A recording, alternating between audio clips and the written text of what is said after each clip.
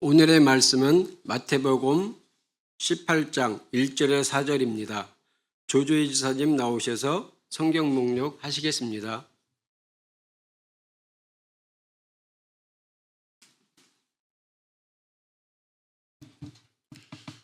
성경 봉독하겠습니다. 그때 제자들이 예수께 나와 이르되 천국에서는 누가 크니이까? 예수께서 한 어린아이를 불러 그들 가운데 세우시고 이르시되 진실로 너희에게 이르노니 너희가 돌이켜 어린아이들과 같이 되지 아니하면 결단코 천국에 들어가지 못하리라. 그러므로 누구든지 이 어린아이들과 같이 자기를 낮추는 사람이 천국에서 큰 자니라. 아멘. 대부분 교회를 처음 나오게 되어지고 그리고 주님의 은혜와 사랑을 처음 접하게 되어지면 그 하나님의 은혜에 대한 감동의 쓰나미를 감당할 수 없을 만큼 우리가 그 폭포수 같은 은혜 가운데 살아갑니다. 그런 은혜 가운데 있을 때는요, 교회 일이 어떠하든지 교회라고 하는 공동체의 규모가 그 사이즈가 크든 작든 형편이 어떠하든 상관없이 주님의 일이라면, 주님의 교회라면 물불을 가리지 않고 감당하는 그런 삶을 살아갑니다. 근데 시간이 지나고 몇 년의 시간이 흐릅니다 보면 주님만 바라보던 우리의 눈과 귀와 마음이 주님만 바라보는 것이 아니라 어느 순간 세상을 향하게 되어지고요. 주님의 일을 멀리하게 되고 그리고 소홀히 하게 되는 그러한 모습을 보게 되어지고 주님의 일이 귀한 것이 아니라 세상의 일이 귀하게 여겨져 가는 그런 모습을 보게 되어집니다. 여러분들은 지금 어느 가운데 있습니까? 저와 여러분들은 좀 어느 시점에 있습니까? 하나님의 일이 귀하게 여겨지는 그러한 시점이 있습니까?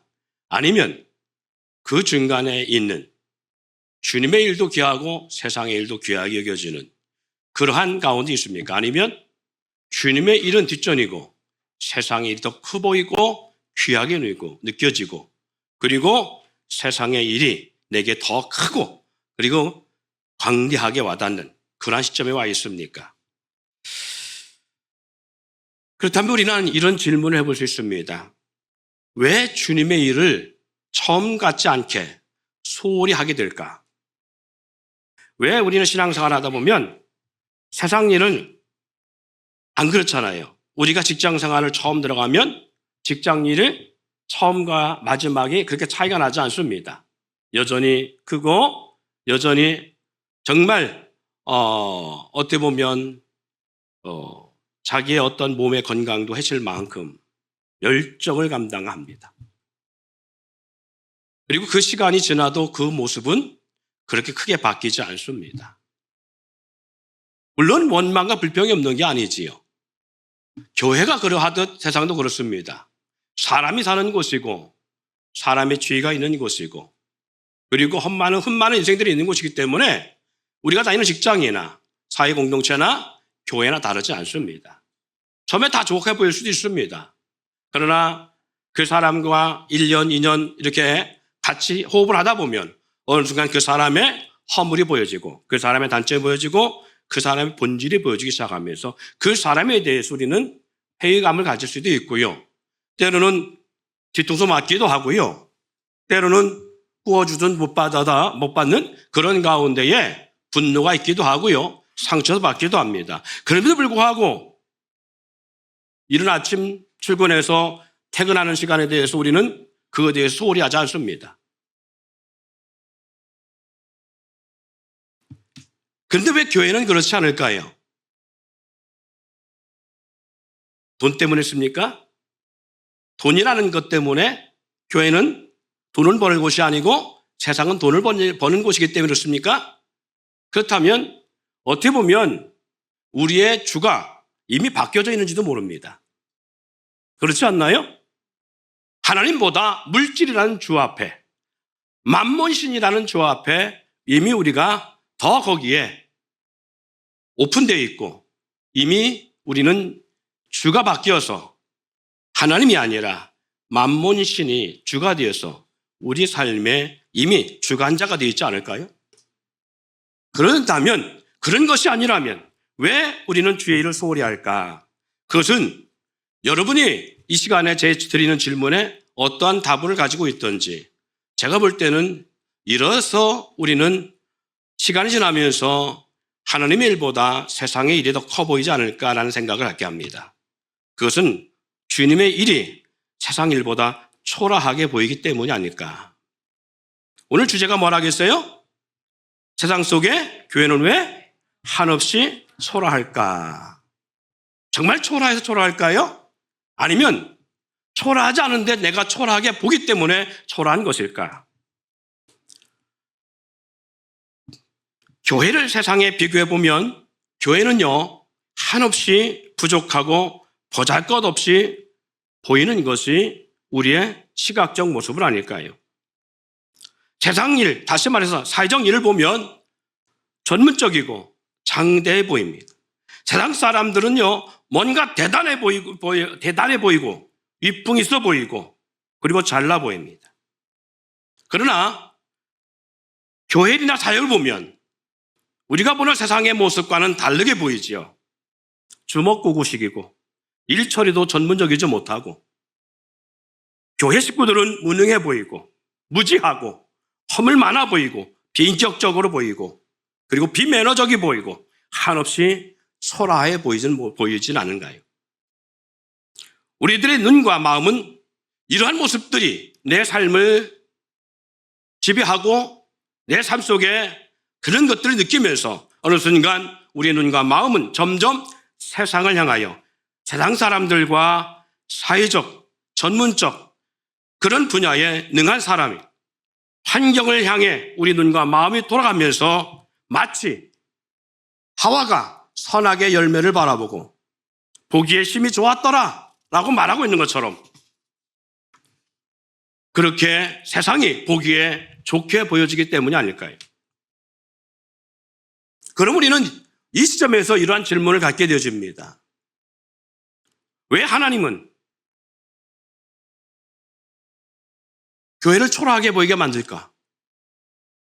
처음부터 더 전문적인 사람들, 더 유능한 사람들, 더 능력 있는 사람들, 탤런트가 뛰어난 사람들, 그런 사람들을 부르시고 그런 사람들을 쓰시면 더 낫지 않을까? 그런데 우리들의 모습을 보면 그렇지 않잖아요. 하나님은 하나님의 일을 위해서 주의 백성을 광대하게 만들어 사용하지 않으실까? 능력이 많은 사람이나 그런 인생을 만들어 사용하지 아니하고 좀 더 하이클래스 같은 인생을 부르시거나 전문적인 재능과 능력을 겸비할 사람이나 세상에서 가장 부한 사람들, 권세와 권력 있는 사람들이나 지혜 있고 명철한 사람들, 재능이 뛰어나고 그리고 그런 인생들을 부르셔서 사용하시면 훨씬 교회가 돋보이고 그리고 나같이 세상 사람들이 존귀하게 보이는 것이 아니라 지금 내 눈에는 교회는 초라하게 보이고 교회는 보잘것없어 보이고 교회는 무능해 보이고 무질서해 보이고 그리고 비매너적으로 비인격적으로 보이는데 그런 나 같은 사람들에게 그런 사람들로 교회에 채워지면 세상을 향한 눈으로 가던 내 눈과 마음이 오직 교회를 향하여 야 교회는 이런 곳이구나. 교회는 이렇게 위대한 곳이구나. 교회는 이렇게 멋진 곳이구나. 그래서 세상 달려가지 않냐고 오직 교회를 향하여서 내가 교회에서 그 하이클래스 같은 사람들 사이에 그런 공동체 안에서 좀 버림받지 않으려고 뒤처지지 않으려고 교회로 머리팀 밀고 들어오지 않을까.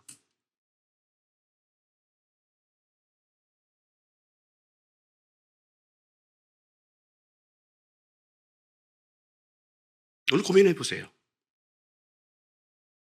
나는 왜 하나님의 일보다 세상 일이 더 커 보이고 나는 하나님의 일은 뒷전인데 세상 일은 특히 내 일이라면 그리고 나의 진로와 나의 미래의 장래일이라면 세상에서 그렇게 몸부림치는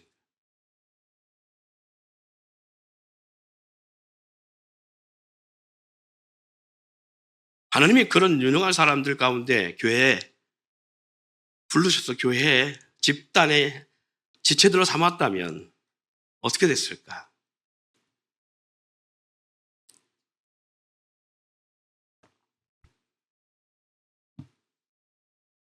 무엇보다 유능하고 전문적이고 재능과 지각이 뛰어난 사람들, 세상에서 축복받는 사람들을 통해 일하시고 부르심을 기준을 삼았다면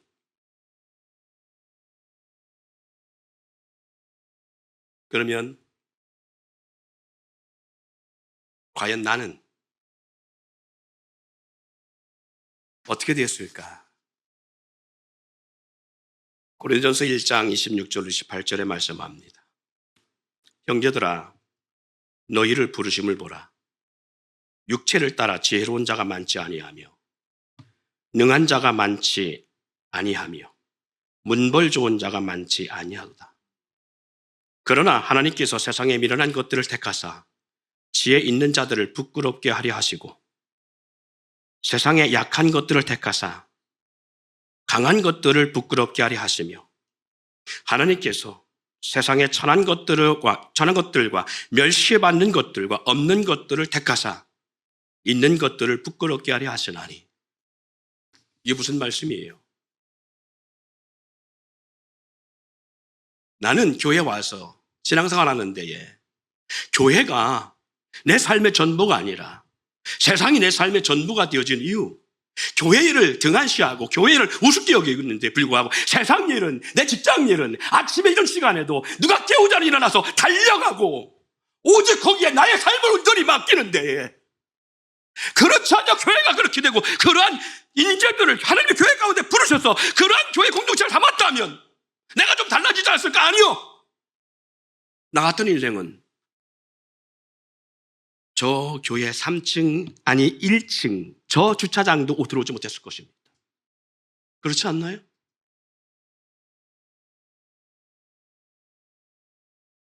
오늘 저와 여러분들이 갈등하든 방황하든 하나님을 무시하든 무시하지 않든 하나님을 사랑하든 사랑하지 않든 하나님의 은혜 가운데 있든 은혜 가운데 있지 않든 오늘 내가 이 자리에 있는 건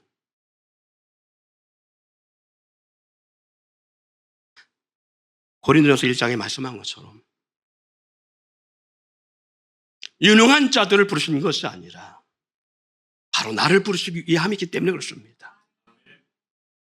능력 있는 사람을 부르시고자 하는 것이 아니라 하나님은 능력 있는 사람을 통해서 교회가 세상 속에서 얼마나 화려하고 멋있고 존귀하고 광대하고 아름답게 보이느냐가 아니라 나 하나를 부르시기 위하여 내 영혼을 사랑하사 나를 구원하시려고 누가 어찌 보든 세상의 교회를 향하여 초라하게 보든 짓밟을 만큼 가치 없어 보이던 나를 사랑하사 나를 구원하시려고. 신명기 7장 6절 7절 말씀에 이렇게 기록하고 있습니다. 너는 여호와 내 하나님 성민이라.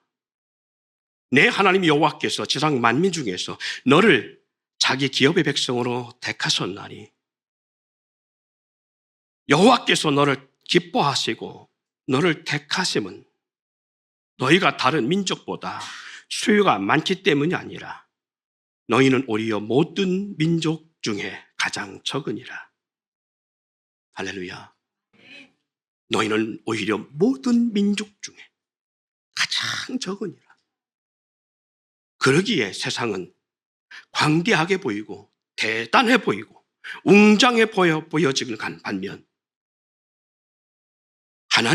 하나님의 일은 한없이 초라해 보이고 한없이 보잘것없어 보이고 한없이 무능해 보이고 교회 일은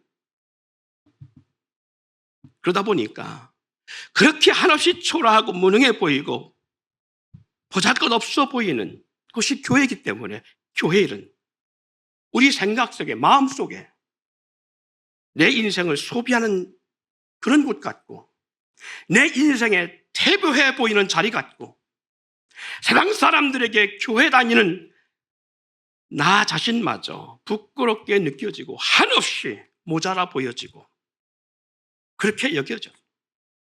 그래서 많은 내가 경쟁 대상들과 함께 식사를 할 때에 밥을 먹는 자리에서 식탁을 앞에 놓고 기도하는 것이 괜히 부끄럽게 느껴지고, 교회 오기 위해서 성경책을 옆구리에 끼고 오는 것이 부끄럽게 느껴지고, 내가 하나님의 자녀라는 것이 부끄럽게 느껴지는 이유가 아닐까요? 세상에서 자신의 위치가 높아지고 나아지고 좀 더 여유로운 삶을 살다 보면 자연스럽게 교회 발걸음을 멀리하고 교회 공동체가 한없이 초라해 보이고, 세상 일에는 밤낮 가리지 않고 그들이 원하면 한밤중이라도 뛰쳐나가고 함께하는 데에 교회 일이나 사역을 스스로 피하고 스스로 사역에 대해 결정하고 함부로 하게 되는 것은 이러한 마음의 심리적 갈등에서 오는 것이 아닐까라는 염려 속에 오늘 이 말씀을 함께 나누는 것입니다.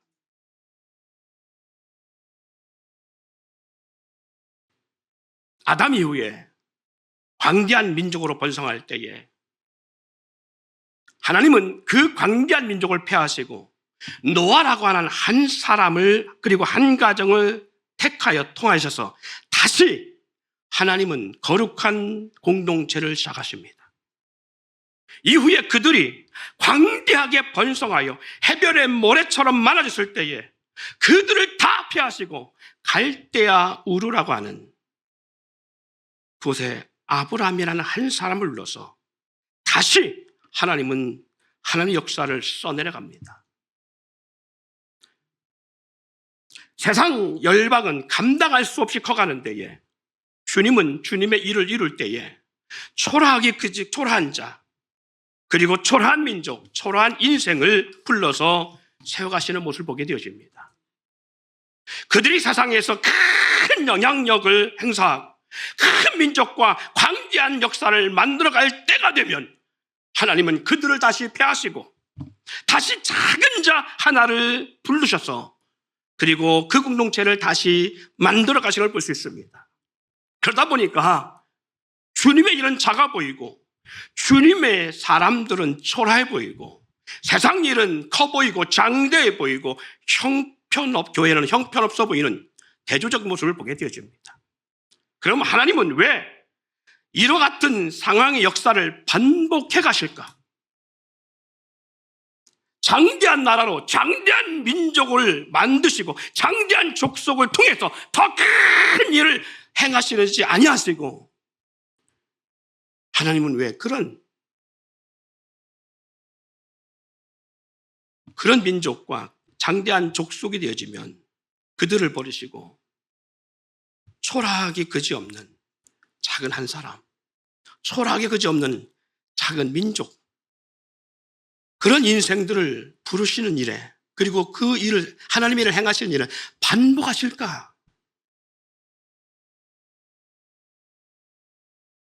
다시 한번 질문합니다. 여러분은 이런 반복적인 하나님의 히스토리에 무엇을 보고 어떤 생각을 갖습니까? 성경을 창세기부터 요한계시록까지 보면 하나님의 일은 계속적으로 이와 같은 일을 반복하심을 볼 수 있습니다. 왜 하나님은 능하신 분이, 전능하신 분인데 그걸 광대하게 사용한 민족을 만들어내시고, 그렇게 만들어갔을 때 또 그 민족을 폐하시고 작은 한 인생을 통하여, 한 영혼을 통하여, 한 족속을 통하여, 한 가정을 통하여 하나님 다시 일을 반복해 나가시는 이러한 일들을 하나님의 히스토리에 계속된 반복된 모습으로 만들어 가실까? 왜 그래요?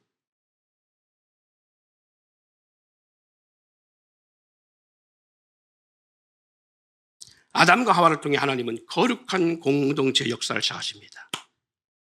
아담과 하와의 타락은 모든 인류의 타락과 사탄이라고 하는 악한 영의 역사에 매이게 되어지고요, 죄의 싹슨 죽음이라고 하는 그 죄의 대가로 죽게 되어지는 사망의 메인 바 되은 죄의 종이 되어 살아갈 수밖에 없는 인생으로 전락하죠. 하나님은 그래서 짐승의 가죽옷이라는 구속의 은혜를 베푸십니다. 그러나 사탄의 미혹을 통해서 아담의 후예인 카인과 그의 후예들이 그 타락의 길을 멈추지 않습니다. 더 악한 길로 달려갑니다.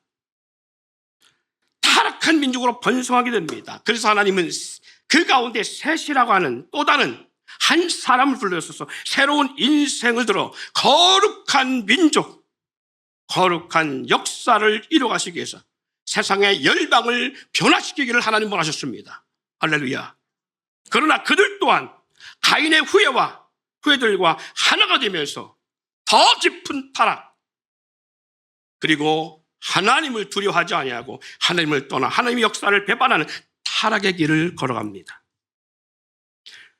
세상 열방이 타락하고 불의하여서 모든 생각과 계획과 모든 마음들이 다 악을 향하여, 그리고 악한 생각을, 악한 마음을, 악한 일을 해나는 그런 모습을 보며 영적 교만함에 빠졌을 때에 하나님은 그 엄청난 광대한 세상을 심판하시고 새로운 역사를 이어갈 것을 하나님은 계획하십니다. 그것이 바로 노아의 홍수 심판의 역사입니다. 창세기 6장 1절, 2절, 5절, 8절 말씀을 함께 보기를 원합니다. 함께 읽어볼까요? 시작. 사람이 하나님의 아들들이 사람의 딸들의 아름다움을 보고 자기들의 좋아하는 모든 여자를 아내로 삼는지라. 여호와께서 사람의 죄악이 세상에 가득함과 그들의 마음에 생각하는 모든 계획이 항상 악할 뿐임을 보시고 땅 위에 있는 사람 지으셨음을 한탄하사 마음에 근심하시고 이루시되 내가 창조한 사람을 내가 지면에서 쓸어버리되 사람으로부터 가축과 기는 것과 공중의 새까지 그러하리니 이는 내가 그것들을 지었음을 한탄함이라 하시니라. 그러나 노아는 여호와께 은혜를 입었더라. 할렐루야. 보세요. 하나님은요, 짐승이라고 하는 가죽옷을 통한 구속의 역사를 하나님은 그들 가운데, 죄 가운데 있는 인생들을 덮으시고 하나님의 은혜 가운데 그들을 품으셨습니다. 그리고 셋이라고 하는 새로운 인생을 통하여 하나님은 거룩한 백성을 만들어 가시고 카인의 후예와는 다른 그러한 거룩한 족속 공동체를 만들어 가시려고 하셔요. 그런데 시간이 지나면서 이들은 타락해 가는 데에 가인의 후예의 딸들과 이 셋의 후예의 아들들이 서로 결혼하면서 한 가정을 이루며 점점 타락해 가는 데에 이들은 이전의 모습과 더 다른 모든 생각과 계획이 악한 가운데 달려갑니다. 하나님을 떠나고 그리고 우상을 숭배하고 악한 계획과 악한 길을 달려가는 거예요. 그래서 하나님은 모든 인류를 다 쓸어버리고 마지막 말씀한 것처럼 노아는 여호와께 은혜를 입었더라. 이 노아와 그 한 식구를 통해서 하나님은 다시 거룩한 족속을 계획하십니다. 그래서 하나님은 노아의 때 홍수를 통하여 모든 인류를 만나시고 노아의 가족 열 식구를 통하여 다시 새로운 세상을 만들어 가시려고 작정하셨습니다. 그런데 노아의 홍수 100년도 채 되지 않아 100년 정도 됐을 때에 이들은 또 다른 악한 모습으로 변질된 것을 볼 수 있습니다. 바벨탑 사건은 바로 이 모습을 잘 보여줍니다. 노아와 노아의 가족들이 생존하고 있는 상태였습니다. 홍수 사건 이후 100년 겨우 지날 때 무렵이었습니다. 그런 상황에 노아도 살아있고 노아의 자녀들이 그대로 살아있는 생존하고 있을 때였습니다. 그럼에도 불구하고 당시 주권자가 누구냐에 의해서 홍수를 경험한 세대가 그대로 생존하여 살아가고 있음에도 불구하고 그 후손들은 하나님에 대한 대적의 역사와 배반의 역사를 만들어가고 스스로가 하나님의 위치에 오르고자 했고 스스로가 하나님의 이름의 영광이 아니라 자기들의 이름의 영광을 드러내기를 원하며 타락의 길을 갑니다. 그래서 뭘 쌓아요? 바벨탑을 쌓습니다.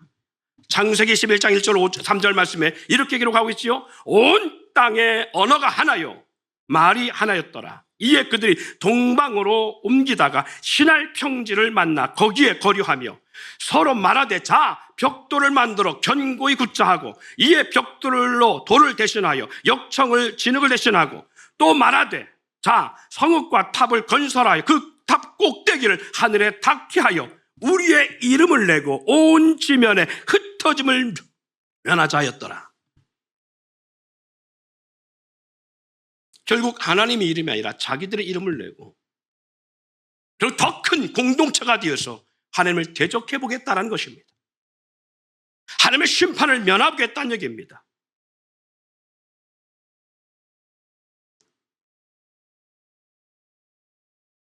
하나님의 심판을 경험하지 않은 세대가 아닙니다. 하나님의 심판을 경험한 세대들입니다.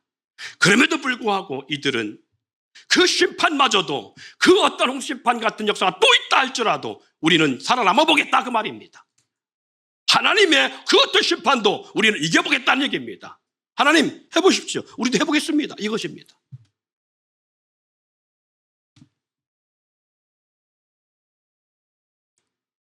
하나님 그래서 이 타락의 모습을 가운데에 세상이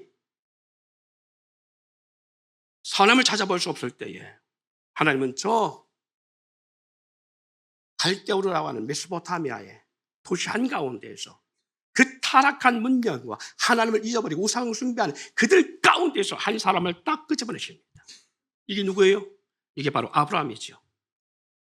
그리고 아브라함을 통해서 하나님은 다시 이 거룩한 세대를 만들어 가실 작정하셨습니다. 그런데 그렇게 아브라함, 이삭, 야곱으로 12아들로 12지파로 그래서 거대한 족속으로 그렇게 하나님은 그들을 세워가기를 원하시는데 이들은 또 하나님을 잃어버립니다. 그리고 하나님보다 파라오를 더 두려워하고 파라오 앞에 맹종하는 삶을 살아가지요. 하나님은 그래서 그들 가운데 애굽에서 종의 신분으로 살아가며 자유가 없고 행복한 가정을 이룰 수 없는 고통과 불행의 족속이었던 이스라엘을 구원하여 약속의 땅으로 거룩한 민족으로 세우시기를 원하시고 하나님의 은혜를 그들 가운데 베푸십니다. 그래서 그들을 애굽에서 인도해내시죠. 그런데 하나님은 그들에게 창세로부터 지금까지 하나님의 은혜를 하나님이 꿈꾸는 거룩한 공제를 원하고 있으나 그들의 타락을 바라보며 이들을 불러내시면서 광야에서 이들에게 끊임없이 하셨던 말씀이 이것입니다.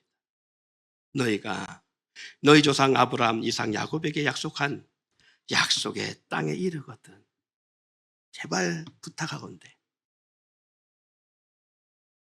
나를 배신하지 마라. 그리고 그 땅의 우상을 숭배하지 말았으면 좋겠다.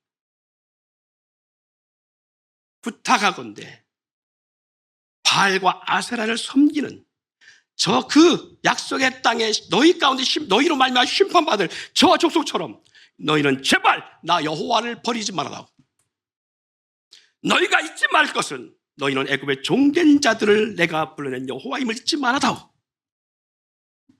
여러분 신명기 8장 11절 18절 말씀을 같이 한번 읽어봅시다. 자 읽어볼까요? 시작. 내가 먹어서 배부르고 아름다운 집을 짓고 거주하게 되며 또 내 소와 양이 번성하며 내 은금이 중식 내 소유가 다 풍성하게 될 때에 내 마음이 교만하여 내 하나님 여호와를 잊어버릴까 염려하노라. 여호와는 너를 애굽 땅 종되었던 집에서 이끌어내시고 너를 인도하여 그 광대한 위험한 광야 곧 불뱀과 전갈이 물이 없는 건조한 땅을 지나게 하시고 또 너를 위하여 단단한 반석에서 물을 내셨으며 내 조상들도 알지 못하던 만나를 광야에서 내게 먹이셨나니 이는 다 너를 낮추시며 너를 시험하사 마침내 내게 복을 주려 하심이었느니라. 그러나 내 마음이 이르기를 내가 내 능력과 내 손의 힘으로 내가 이 재물을 얻었다 말할 것이야. 내 하나님 여호와를 기억하라. 그가 내게 재물 얻을 능력을 줬음이라. 이같이 하심은 내 조상들에게 맹세하신 언약 오늘과 같이 이루려 하심이라. 여러분 보세요. 내 소와 양이 번성하여 내 은금이 충식되며 내 소유가 다 풍성화 될 때에 내 마음이, 너희의 마음이 교만하여 내 하나님 여호와를 잃어버릴까 염려한다. 너를 인도하여 이 광야의 위험한 광야, 불뱀과 전갈 있고 물이 없는 건조한 간조한 땅을 지나가게 하시며 인도하신 이유, 너를 낮추며 너를 심어서 마침내 복을 주려 하신 그 하나님의 역사를 너희가 기억하기를 원하는데, 그럼에도 불구하고 너희가 그 땅에 들어가서 너희 산업이 풍성해지고 너희 산업이 융성하게 될 때에 너희 스스로 착각하여 교만하여져서 내가 내 손을, 내 힘으로 내가 이 재물을 얻었다, 그런 착각하지 말라는 거예요.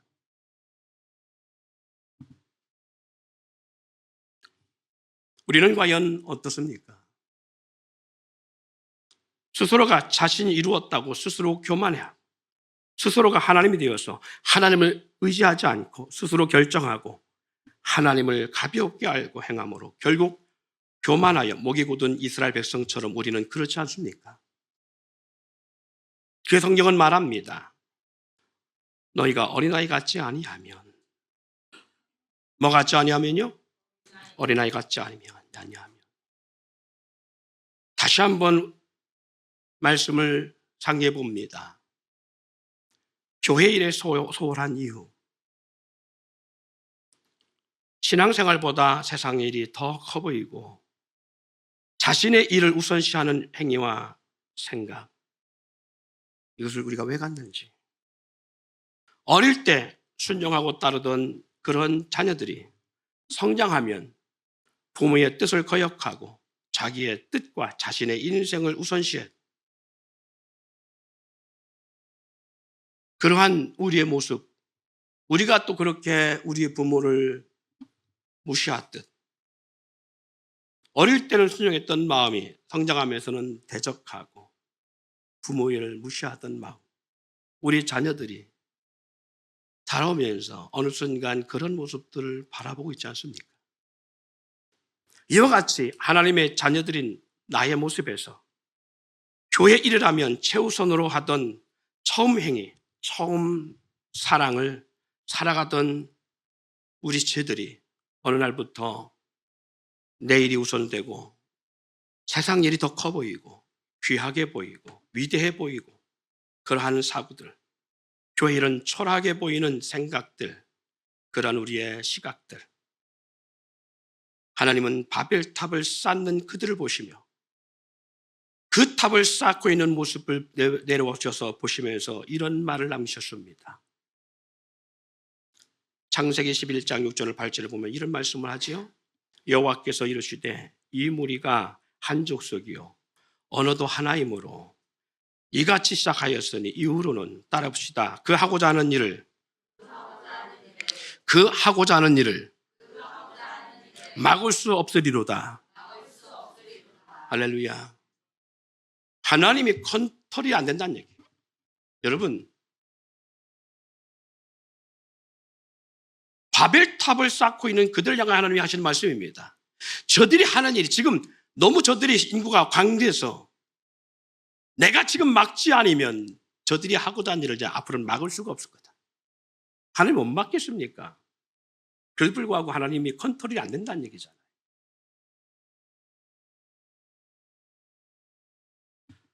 한번 자기 자신의 손을 얹고 한번 생각해 봅시다. 나는 하나님이 지금 컨트롤 하실 수 있는가? 마음으로 한번 자신을 한번 돌아보세요. 하나님이 지금 나를 컨트롤 하실 수 있는가? 하나님이 나를 컨트롤 못 하시는가? 내가 하나님의 컨트롤보다 내 생각을 내가 하나님을 컨트롤하고 있는가?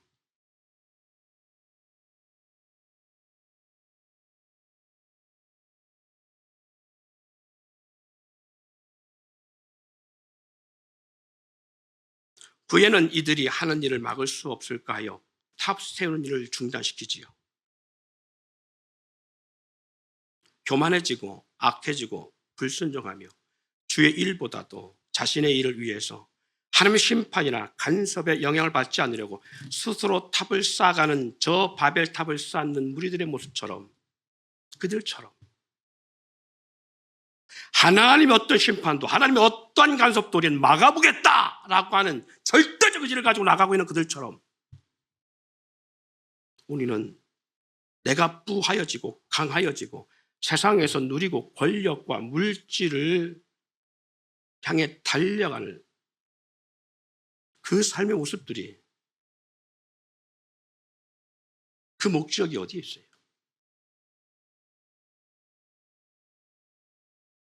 삶을 누리면서 하나님의 간섭과 역사에 스스로 이겨내고 하나님을 위해 살기보다 자신의 명예와 자신의 이름을 내기 위하여서 하나님으로부터 심판이나 간섭으로부터 자유하기 위해서 안정장치를 세우기 위해서 우리는 지금 그 길을 달려가고 있는 건 아닙니까?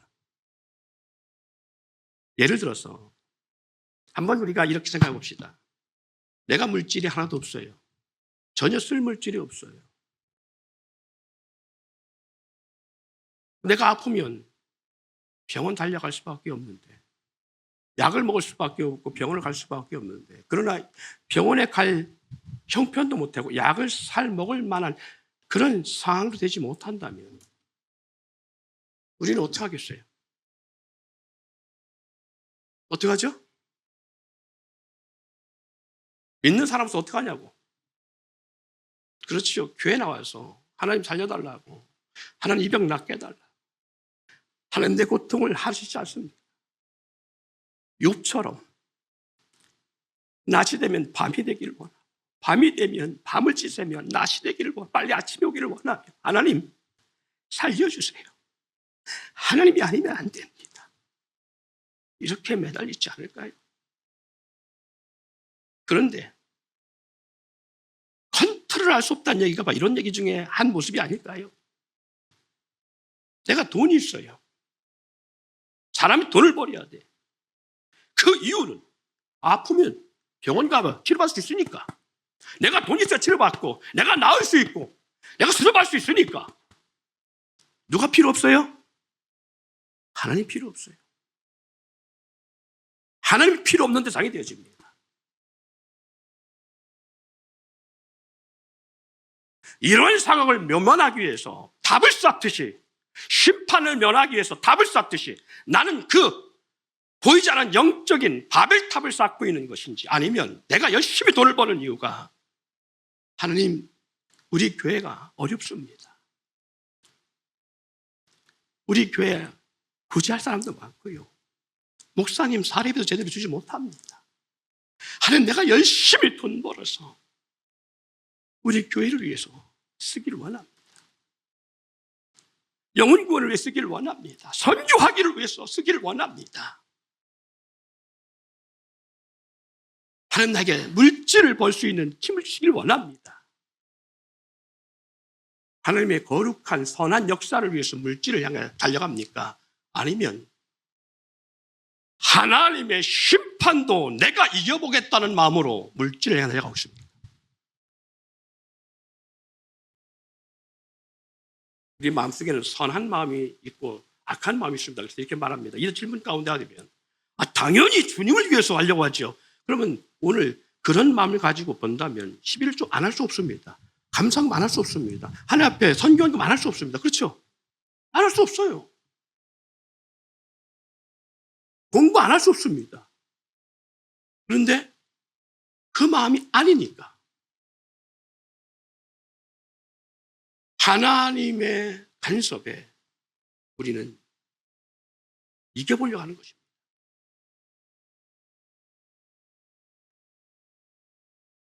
하나님보다 친구를 우선시하고 하나님의 일보다 세상 일이나 직업, 산업, 물질을 위해 살아가려는 모습, 이 모든 것들은 어찌 보면 방주를 짓는 삶이 아니라 바벨탑을 쌓는 삶이 될 수도 있습니다. 스스로 높아지고 스스로 살아가려고 쌓는 바벨탑. 하나님 말씀처럼 하나님께 막을 수 없는 자, 이제 저들의 일을 중단할 수 없을까 한다는 거죠. 하나님이 나의 인생을 컨트롤할 수 없는 인생, 그런 인생이 되지 않기를 다시 한번 간절히 축원을 드립니다. 이미 그런 인생이 되어 말씀을 들어도 깨닫지 못하고 하나님이 아직 사랑하심으로 나의 삶을 간섭하시는데도 깨닫지 못하고 오히려 더 세상의 환경으로 달려가는 모습으로 살아가는 인생이 되어지지 않기를 다시 한번 부탁을 드립니다. 야고보서 4장 6절에는 말씀합니다. 그러나 더욱 큰 은혜를 주시나니 그러므로 일렀으되 하나님이 교만한 자를 물리치시고 겸손한 자에게 은혜를 주신다 하였느니라. 그래서 하나님은요, 스스로 세상의 주인이 되어 살아가는 인생이 아닌 초라하고 연약하고 의지할 데 없고 기댈 데 없는 인생이라, 스스로 약한 자, 그리고 약한 자라고 인정한 자를 찾으시고 그들을 불러내시고 하나님은 그들을 통해 일하십니다. 왜? 그를 통해 일하셨어도 그들이 어느 순간 살만하고 누릴만하고 있게 되어지고 어느 순간 수천 년 동안 리바이벌 해오는 세상에 타락해가는 역사처럼 우리들도 그렇게 달려가고 있기 때문에 그렇습니다. 하나님은 늘 언제나 수천 년 전부터 지금까지 그것을 반복해 주셨습니다. 하나님이 없이도 살아가는 그들을 폐하시고 하나님이 아니면 안 되는 초라한 나라, 하나님이 안 되면 초라한 백성, 하나님이 안 되면 아니면 안 되는 인생, 하나님은 그런 인생을 사용하시는 이유입니다. 하나님이 없이도 살아가는데 지장이 없다라고 하는 자들이 아닙니다. 하나님, 당신이 없으면 안 됩니다. 마가복음 2장 17절 말씀이에요. 예수께서 들으시고 그들에게 이르시되 건강한 자에게는 의사가 쓸데없고 병든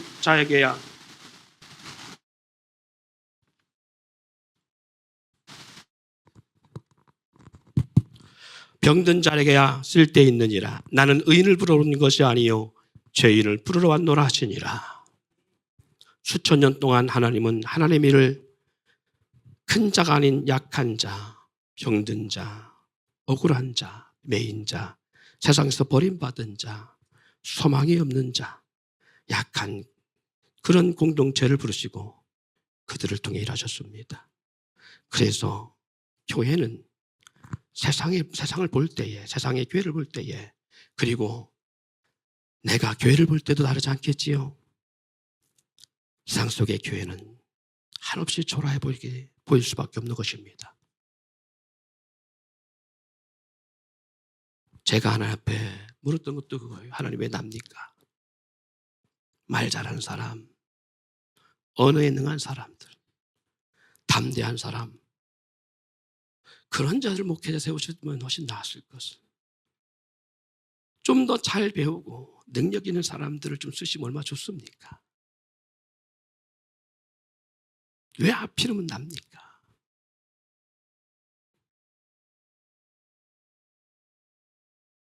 그런데 가만히 돌아보면요, 저는 진짜 하나님이 없으면 단 하루 한 시간도 살 수 없다는 걸 전합니다. 그래서 하나님은 하나님이 없으면 안 되는 사람 같은 인생을 부르시는가 봐요. 오늘 이 귀한 시간, 내가 교회 볼 때 초라하게 보일 수 있는 것처럼 우리 모두는 그럴 수 있습니다. 왜? 유능한 사람을 통해서 교회에 채우시면 더 멋지게 교회가 나아갈 수 있지 않을까? 그럴 수 있어요. 그러면 그런 사람들 구원에 그리고 부르심의 우선순위가 되어지면 오늘 나는 교회에 문턱도 못 밟을 수 있다는 사실이죠.